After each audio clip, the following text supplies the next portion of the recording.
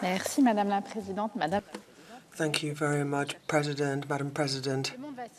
President, ladies and gentlemen, in the West we are seeing old alliances under strain, and in the East we are seeing diplomacy being supplanted, and we are seeing the foundations of our democracy being shattered.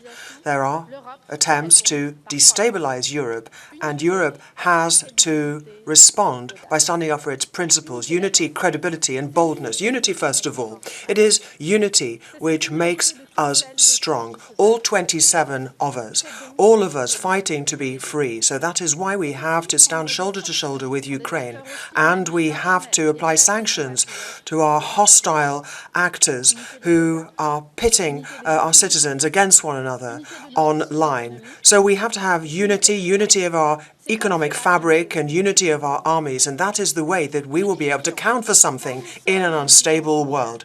Now, we have to assert our credibility because we are a world power, and we have to stand up to those who are seeking to intimidate us. Now, I want to say a word or two about our ability to defend our interests, particularly vis-à-vis the new U.S. administration. The watchwords here are unity and solidarity. The Greenlanders are being subject to intolerable pressure.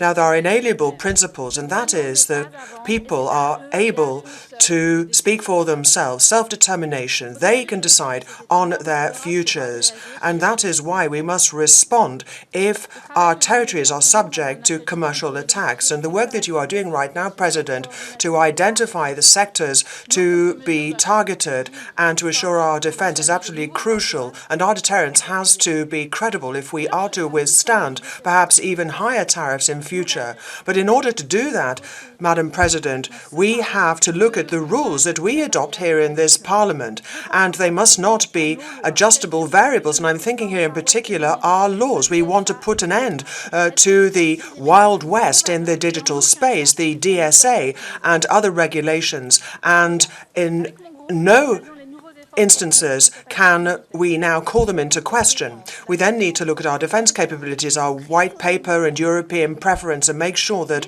they are truly enshrined in our Council conclusions, which they now have been for the first time. But we must go even further. We need Eurobonds, or we need European investments and saving products, and that is the way in which we can protect our industrial fabric. And at the same time, of course, we need further simplification. And with that in mind, we will support you, and we will keep up.